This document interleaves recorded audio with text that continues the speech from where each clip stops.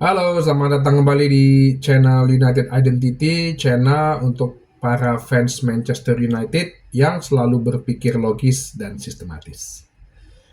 Oke, menjelang final Piala FA ya, Manchester City lawan Manchester United. Kenapa Manchester United disebut di belakang? Karena statusnya akan sebagai away. Gitu. Sebelumnya selamat dulu buat Atalanta yang menjuarai Liga Eropa setelah mengalahkan super overhype Xabi Alonso di tim asuhannya. Gue bukan mengatakan bahwa Xabi Alonso itu pelatih tidak bagus, enggak. Dia itu pelatih masa depan menurut gue yang salah satu yang bisa akan jadi bagus banget gitu. Terlebih dengan apa yang dia lakukan dengan Leverkusen ya.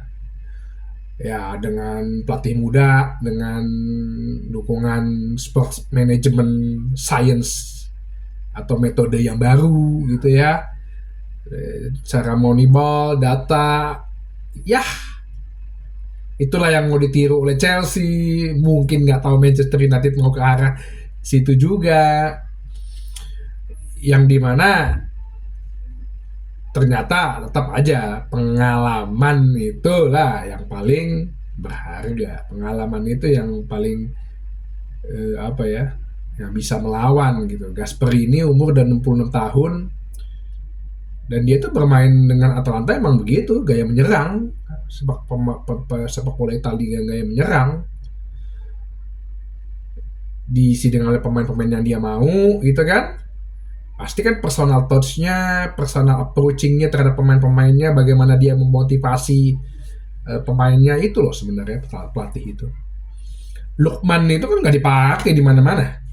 Di Liga Inggris nggak dipakai. Begitu di Liga Italia mungkin ini tuh hat trick tuh.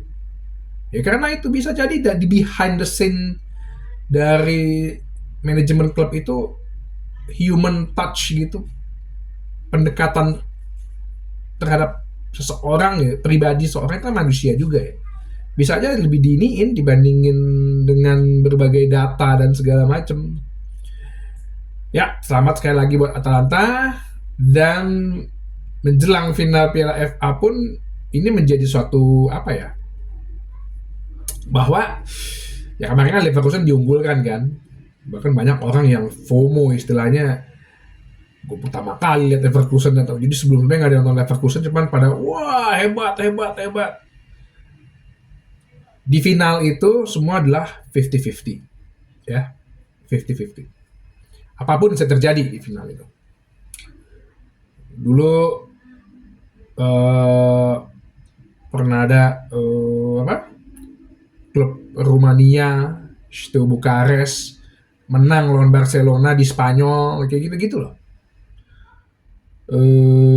Olympique Marseille ya, terlepas dari dia punya kasus, bisa mengalahkan Dream Team AC Milan.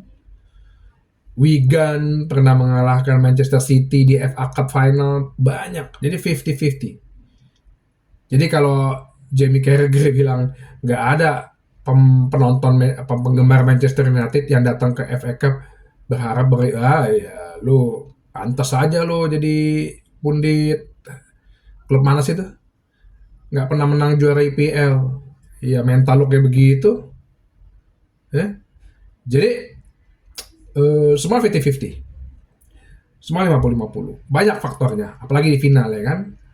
Ketegangan, nervous, penonton, cedera, itu banyak gitu loh. MU pernah 3 kali final berturut-turut. Tahun 95 akhirnya Ferguson taruh pemain muda semua karena Cantona suspend, kalah tuh sama Everton. Everton lagi peringkat bawah waktu itu. Wimbledon yang sekarang timnya udah bubar pernah juga mengalahkan Liverpool di final. Jadi magisnya Piala FA nih agak beda gitu loh. Nah, Manchester United sendiri nggak adem ayem banget menjelang final ini. Diberitakan lah, wah, De Zerbi memimpikan pelatih MU. Ya, gak sampai gue bilang tuh.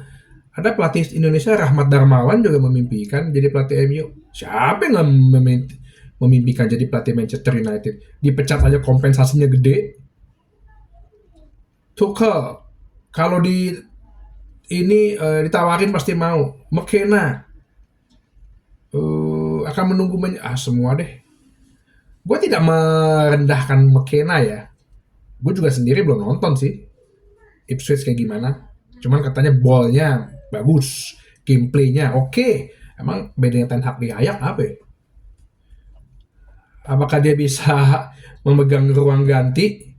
Itu Ten Hag yang udah se ekstrim, seradikal itu aja. Tapi dia masih bisa punya sisi lembut, dalam arti gue bukan pembela Ten Hag, bukan. Cuman lu juga harus ngelihat bahwa apakah siklus pergantian pelatih ini dikarenakan hanya pemain. Ya kalau misalnya dibilang ya kalau mau oke, pelatih ganti pemain ganti, lo emang kenapa kalau pemain ganti pelatih nggak ganti? Kan gue ada disebut tuh di 5 alasan Ten Hag. Ya, tidak ada fairness-nya gitu. Jadi gimana nih kita menjelang final? Semalam gue dengar konferensi pers, Harry Maguire diragukan bisa fit gitu ya. Tapi Mason Mount, Victor Lindelof, sama si siapa namanya Anthony Martial itu bisa kemungkinan ada. Oke. Tapi gue tidak yakin 100% bahwa mereka akan dipasang langsung. Jadi sebenarnya ada 2 skenario nih ya untuk formasi gitu ya.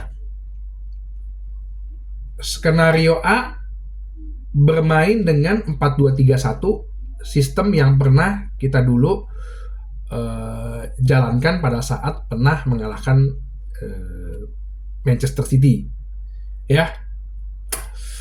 Kiper udah pasti Onana, kanannya Aaron Wan-Bissaka, kirinya Dalot.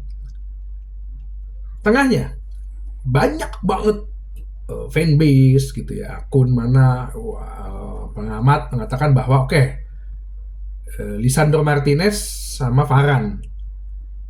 Cuman lu juga harus pikir ini 2 udah sampai 8 bulan nggak pernah lagi pairing.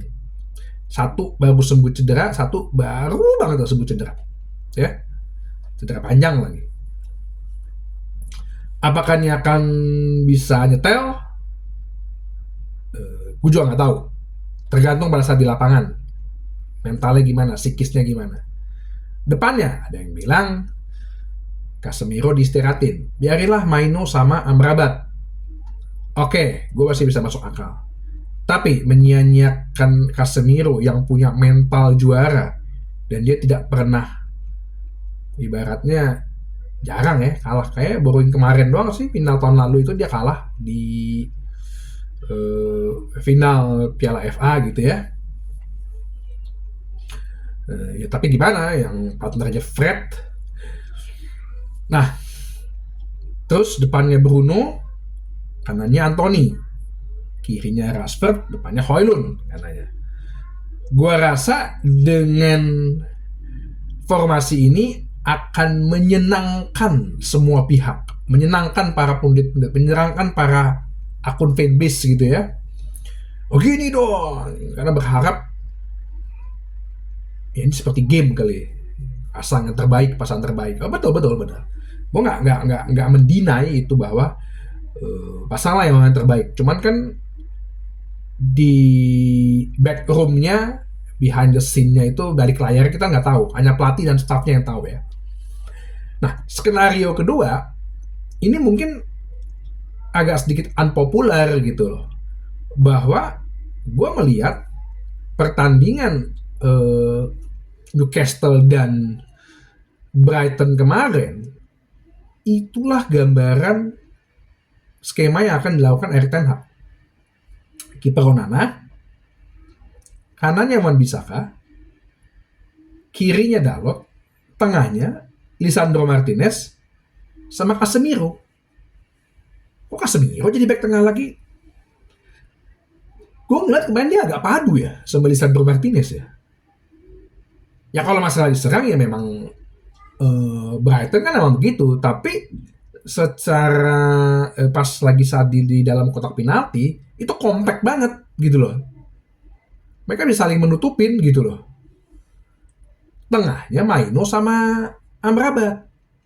Nah, jadi formasi yang B ini, skenario B ini gue lihat formasinya itu 4-2-2-2.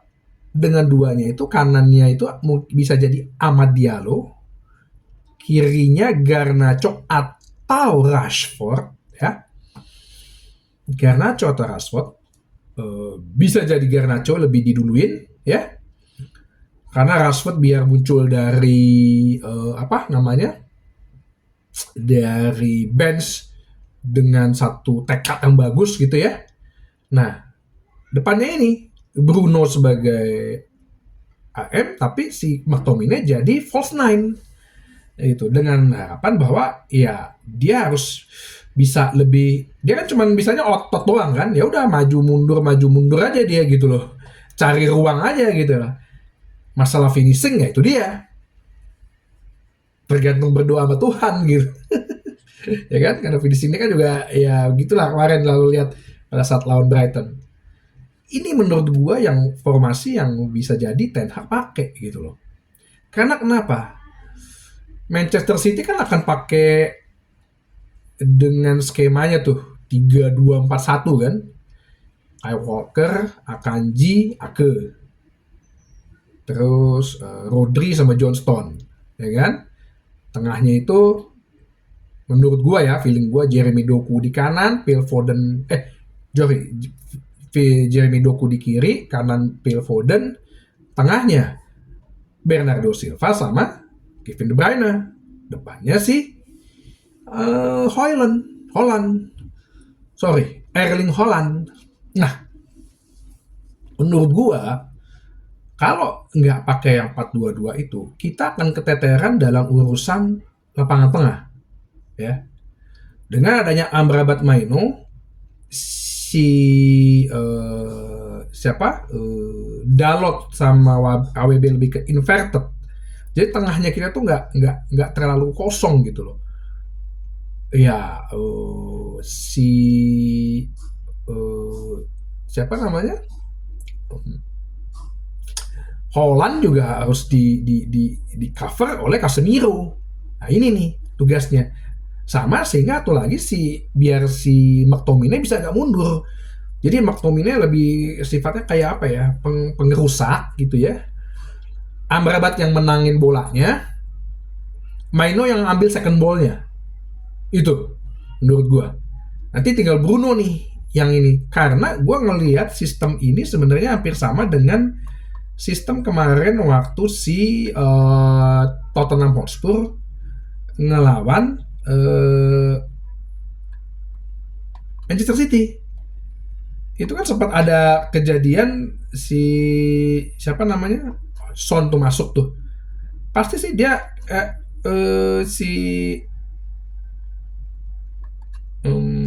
MU pasti akan main counter attack. Ya, nggak mungkin kita main possession football. Nah, ini. Jadi kemarin itu tuh mereka punya sayap dari sayap gitu loh. Nah, makanya punya sayap si Amad Diallo sama Garnacho ini yang dimanfaatin. Jadi kemungkinan ada false nine-nya antara Bruno sama si McTominay, ganti-gantian aja ini loh. Pasti si possession football kita kalah. Possession football jelas kita kalah. Bisa jadi 60-40 apa 65-35 gitu. Tapi kita harus bisa bermain efektif. Ya. Please bermain sebagai tim, tidak ada keegoismean ya. Tengahnya ini yang harus dijaga. Even pun dia main nanti misalnya dengan siapa? Gvardiol ya. Johnston lagi nggak cedera ya kayaknya ya. Sepertinya Johnston lagi cedera deh. Ya antara itu lah, pasti antara Johnston sama Gvardiol. Nah ini yang gue bilang, bermainlah bener-bener compact gitu loh sebagai seorang tim, bahwa ya udah lo berikan yang terbaik deh untuk tim lo yang datang gitu loh. Siapapun nanti apapun hasilnya nanti, Ten Hag entah akhirnya tidak bekerja sama lagi dengan manajemen Manchester United, tapi ini kan final Piala FA, lu udah terpuruk banget di liga, fans betul-betul mendukung pelatih lu, mendukung lu berikan yang terbaik, ya, berjibaku gitu. Mainlah dengan all out seperti waktu lawan Arsenal dan Newcastle, fokus pada pertandingan, ya. Tahun lalu itu sebenarnya kita pada kurang fokus kan, tiba-tiba 12 detik Gundogan udah golin, terus De Gea lagi dari tendangan sudut. Jadi gue masih bisa yakin untuk bisa mengimbangin lah, dalam arti bukan mengimbangi permainan ya, kita bisa melawan lah, nggak terlalu dihancur-hancur obok-obok banget gitu ya. Kalau udah dihancur-hancurin obok-obok banget ya berarti ya kembali yang kemarin gue bilang di mengenai Ten Hag ujian nasional gitu loh. Berarti ini ada yang udah nggak benar gitu loh. Berarti pemain-pemain emang udah nggak sepenuhnya pengen dengan Ten Hag. Jadi seperti itu sih. Gue tidak berani, gue tidak bisa memprediksi sebuah skor gitu ya. Apalagi final. Karena final itu benar-benar 50-50 gitu loh. Kalau berrezeki dikasih Manchester United bisa dapat Piala FA, bersyukur. Apalagi dengan pertandingan yang bisa menghibur, dalam arti bisa jadi kita akan diberikan pertandingan yang greget, gemes, endingnya bisa sedih, bisa tetap happy, ya kita nggak tahu. Ini final soalnya, ya. Jadi kita lihat aja besok ya. Semoga ada rezekinya untuk Piala FA. Tapi kalau tidak, ya gue tetap mendukung Manchester United sampai kapanpun, dan tetap gue stand behind the new manager. Ya segala berita-berita itu kan heran, kenapa Manchester City nggak ada beritanya ya? Tapi kalau Manchester United, buset dah, semua bicarain pelatih sih khususnya tuh. Jadi itu aja, sampai jumpa lagi di bahasan United Identity berikutnya, channel untuk para fans Manchester United yang selalu berpikir logis dan sistematis. Oke, sampai jumpa.